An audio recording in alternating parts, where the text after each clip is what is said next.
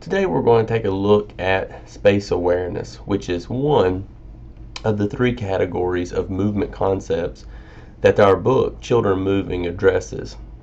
The definition for space awareness refers to where the body moves.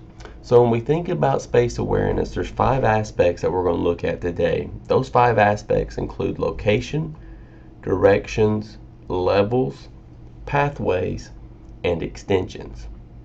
So when you think about space awareness, and we think about those five aspects, these are some of the words, the terminology that students are going to be familiar with as we address each of these areas. So when you're teaching space awareness, the number one thing that needs to be known by all teachers is that space awareness should be the focus at the beginning of the program. So if you have kindergarten, even first graders, when they come to your classroom, typically this is what we're going to start with, because we want them to have an understanding of their surroundings before we do anything else. When we think about direction, levels, pathways, and extension concepts, we want our focus to be on understanding terminology and demonstrating the basic concept. We also want to combine space awareness concepts and or components within a concept, or how concepts relate to objects and people. And so not only are they learning about self-space and general space, but they're also learning the how people and objects relate to those terms as well. So when we think about teaching space awareness, one of the two types of locations we're going to consider is self-space.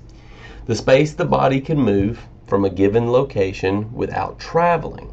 So as you can see in the picture, the little boy is not moving, but he's also aware of the space that's around him. Especially with younger children, they tend to want to be touching someone else. Many times when they're sitting on the floor, they just can't sit by themselves. They want to go over and they want to drape their arm around a friend. They want to hold a friend's hand. And so one of the things you can use with that idea is self-space, and making sure that they have a bubble around them that belongs to them and no one else can come into that space. Children also build foundation of non-locomotor skills as we talk about the concept of self-space. Some of those examples of non-locomotor skills: twisting, turning, bending, etc. But these are things that they can do when they're in their self-space.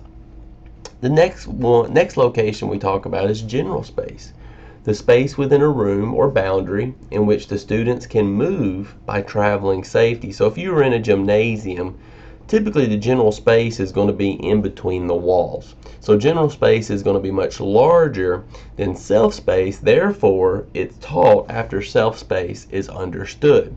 But it also teaches children to move safely in various ways, and it also can increase the complexity. So you want your student to be able to understand how they can move within that general space. The next aspect we'll talk about is direction. When you think about direction with children, you can go up and down, right and left, forward and backward, counterclockwise and also clockwise. To us, these seem like such simple concepts, but for children, it helps them to realize the different ways that their body can move. We also talk about levels: high, medium, and low. One of the best ways of helping children to understand levels is to talk about different animals. So if you were to ask the question, what's an example of a high level? Many times you're going to hear them say giraffes. If you say a low level, they may say a kitten. If you say middle, they may say, well, my dog comes up to my waist. Would that be considered middle? So using animals is an easy way to teach children the concept of levels. We also talk about pathways: straight, curved, zigzag. And so the question may be, well, why do children need to understand pathways? Well, think about movement activities. Think about when we transfer from space awareness to chasing, dodging, and fleeing.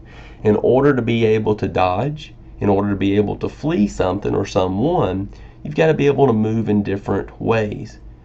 Most children, when they start out, move straight.